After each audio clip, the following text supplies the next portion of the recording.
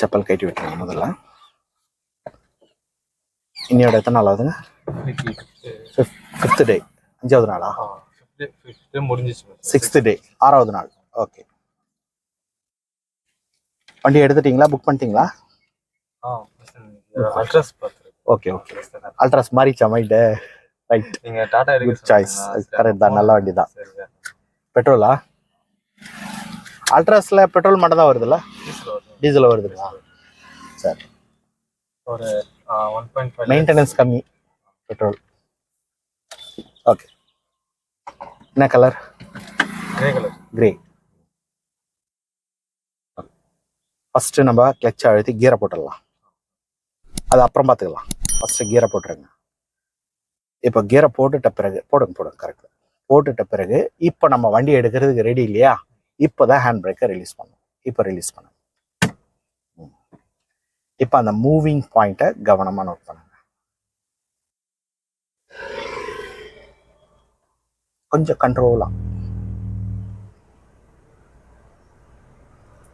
Okay. Moving வந்த பிறகு steering ரைட்டில் தான் இருக்கு இல்லையா? அதை ஸ்டெடி மட்டும் பண்ணுங்க. அப்போ அதிகமாக ரைட் போகாது. இப்போ நம்ம ஆக்சலேட்டரை மெதுவாக படிப்படியாக கூட்ட ஆரம்பிக்கலாம். கொஞ்சம் இன்னும். ஓகே. நெக்ஸ்ட். ரொம்ப ரைட் போகாதீங்க, போதும். அதே மாதிரி ரொம்ப லெஃப்டும் தேவையில்லை, கரெக்டாக தான் வந்துருக்கு. அது மாற்றி டைம் மிஸ் ஆகுது. அதுக்கு காரணம் என்ன தெரியுமா? நீங்கள் லட்டு மாதிரி பிடிச்சிங்க. இப்படி பிடிக்கவே கூடாது. கீர் லெஃப்ட் உள்ளங்கையோட சேர்த்து பிடிக்கணும். அப்போதான் கிரிப்பை போடவும் முடியும், தள்ளி போட முடியும். விரலில் ஸ்ட்ரென்த்து கிடையாது, வெறும் நுணுக்கம் மட்டும்தான் விரலுக்கு. விரல் உள்ளங்கையோட சேர்த்து பிடிங்க. ஓகே. நெக்ஸ்ட். ஸ்டடியாக போங்க. அவன் வரானேன்னு நீங்கள் ஒதுங்கவே தேவையில்லை, நீங்கள் நேராக போங்க. அவன் லைனை தாண்டி வரல, நம்ம வேலையை நம்ம செய்யலாம். அவனுக்கோசம் இல்லை. என்ன ஆச்சு? ஏன் இவ்வளோ கன்ஃபியூஷன்? போங்க. ஸ்பீடை கூட ஸ்பீடு குறைஞ்சிச்சு. கிளச்சை விட்டுட்டு கியரில் கை வைக்கிறீங்களே. கியருக்கு முக்கியமே கிளச்சு தான். முதல்ல கிளச் அழுத்துங்க, அதுக்கப்புறம் கியரை போடுங்க. கிளச்சை எடுங்க, ஸ்பீடை போடுங்க. இந்த வேலை மற்றவங்களுக்கோசரம் நம்மளுக்கு தடைப்படவே கூடாதுங்க. பண்ணலாம். இடம் இல்லைன்னா கியர் மாற்ற தேவையில்லை. நமக்கு தான் இடம் இருக்குது, நம்ம இடம் பார்த்துட்டு நம்ம போயிட்டே இருக்கலாமே. ஹார்ன் அடிங்க. Just slow. அங்கே வேகத்தடை இருக்கா? இல்லை, போகலாம். அதுக்கு தான் நான் வெறும் ஜஸ்ட் ஸ்லோ அப்படின்னு சொன்னேன். நீங்கள் என்ன பண்ணீங்க? இது அனாவசியமான ஆப்ரேட்டிங் இல்லை. ஓகே. நெக்ஸ்ட். லெஃப்ட் மட்டும் நம்பாதீங்க, சூறாக ஓட்டாதீங்க. அந்த ரைட் கூட ஒட்டி போயிடலாம். ஸ்பீட். இந்த ரோட்டில் அதிகமாக டேர்னிங் இருக்கும், கவனித்து ஓட்டுங்க.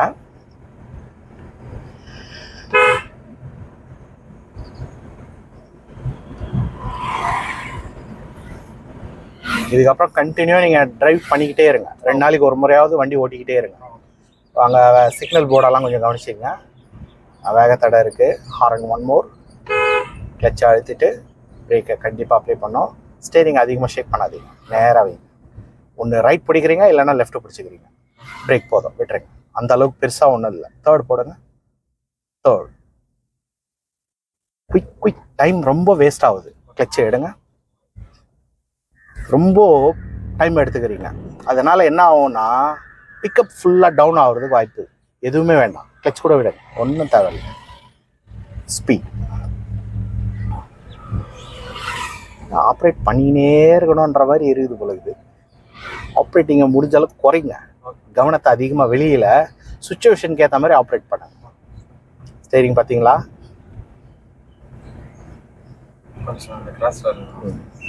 ஸ்டெடியாக தான் இருக்குது. அந்த சின்ன கரெக்ஷன் மட்டும் மெதுவாக பண்ணுங்க. இந்த மாதிரி ரைட்டில் போதா மெதுவாக கொஞ்சம் நேரம் அப்படியே பிடிங்க, மெதுவாக வரும். அதை ஸ்டடி மட்டும் பண்ணுங்க. இந்த மாதிரி தான் பண்ணணும், ஃபாஸ்ட்டாக செய்யக்கூடாது. ஓகே. நெக்ஸ்ட்.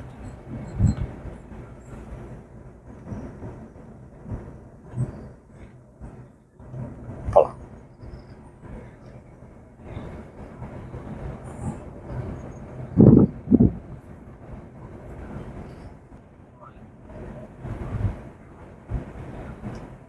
ஓகே, இப்போ நம்ம வண்டியை ஸ்டாப் பண்ணிக்கலாம்.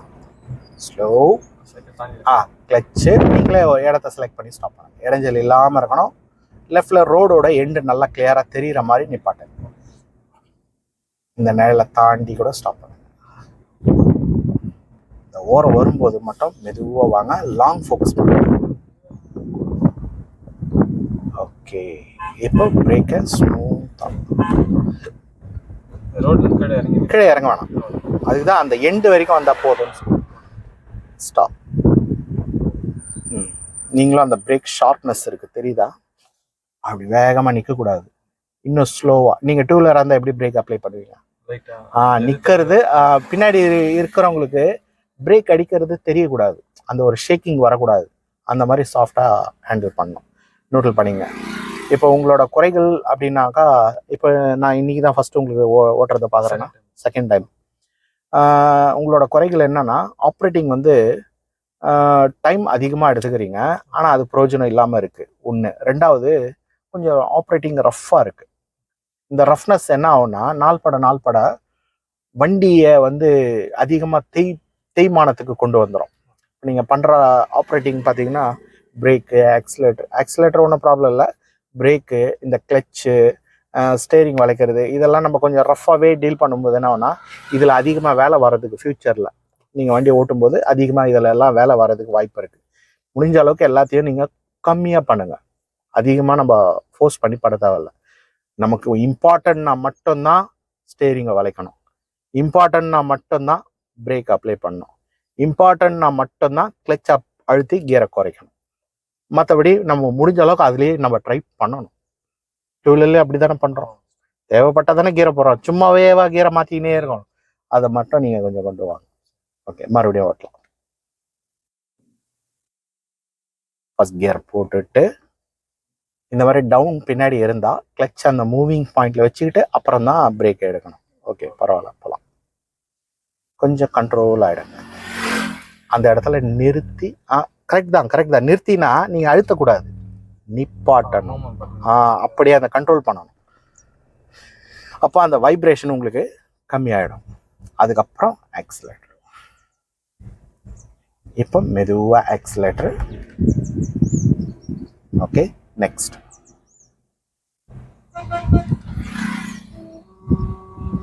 இந்த கீர் ஹார்டாக விழுறதுக்கு காரணம் கிளச்சாக கூட இருக்கலாம். கிளச் வந்து நீங்கள் முழுசாக அழுத்தாமல் ஆஃப் கிளச் அழுத்தினா கூட கீர் அந்த மாதிரி ஸ்டெக் ஆகிறதுக்கு வாய்ப்பு இருக்குது. அதை நீங்கள் அழுத்தும் போது கீழே போய் முட்டுதா அப்படின்றத கவனிச்சுட்டு கீரை போடுங்க.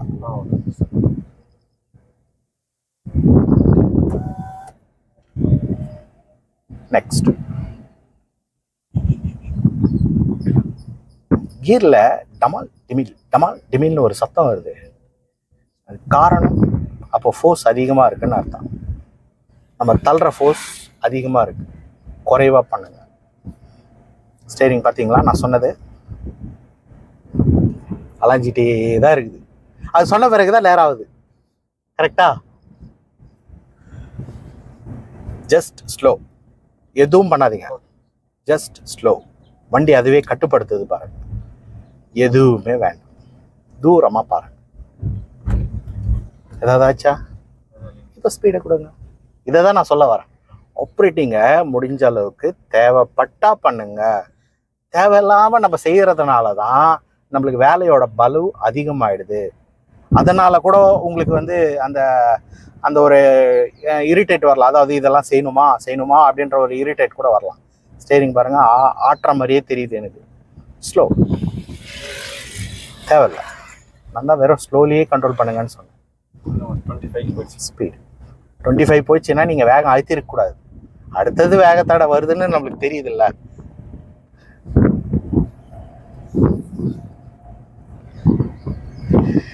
Okay, next.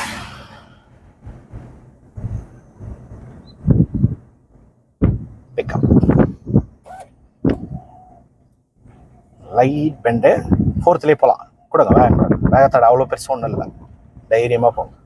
கொஞ்சம் லாங் ஃபோக்கஸ் பண்ணுங்க. போகலாம். நான் பாருங்கள், பார்த்தே சொல்லிடுறேன். இந்த வேகத்தடைக்கு பிரேக் தேவையா இல்லையா பார்த்தே சொல்லிடுறேன். Just slow. எதுவுமே வேண்டாம். கொஞ்சம் ஓரம் போகாதீங்க, ஏன்னா ஓரத்தில் வேகத்தடை பெருசாக இருக்கும். இப்போ ஸ்பீடு கொடுங்க.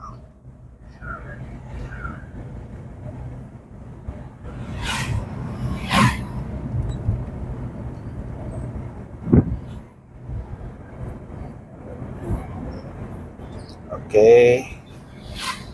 ஸோ கம்ப்ளீட்டாக ஸ்லோ கிளச்சு அந்த சிக்னல் போடாங்க வண்டியை ஸ்டாப் பண்ணுங்க. ரொம்ப நிதானமாகவும் பொறுமையாகவும் செய்யுங்க. ஸ்டேரிங்க இந்த விரல் விட்டுறாதீங்க, விரலோட ரோல் பண்ணி பிடிங்க, கிரிப் கிடைக்கும். அப்போ தான் நம்ம வளைக்கிற அளவை நல்லா நோட் பண்ண முடியும். என் பிரேக்கை அதுக்கு மேலே அழுத்தாமல் அப்படியே பிடிங்க. நிற்கிறது தானாக அதுவே நிற்கட்டும். இப்படி தான் வண்டியை நிப்பாட்டணும். இப்போ ஃபஸ்ட்டு நிப்பாட்டுறதுக்கும் இப்போ நிப்பாட்டுறதுக்கும் வித்தியாசம் தெரியுதா? இந்த மாதிரி இந்த ஆப்ரேட்டிங்கை கொஞ்சம் ஸ்டைலை மாற்றிக்கிங்க. கிளச்சை விட்டுறாதீங்க, நியூட்ரல் பண்ணிவிட்டு கிளச் எடுக்கும். மீதி எல்லாம் ஓகே, சரியாக பண்ணுறீங்க. அந்த ஆப்ரேட்டிங் மட்டும் அந்த ரஃப்னஸ் இருக்குது, அதை கொஞ்சம் ஸ்டைலை கொஞ்சம் மாற்றிங்க. ஓகே, இன்றைக்கி இந்த அளவுக்கு போதும். நம்ம அடுத்த கிளாஸில் மீதி பார்க்கலாம். தேங்க்ஸ் ஃபார் வாட்சிங். அடுத்த கிளாஸில் நம்ம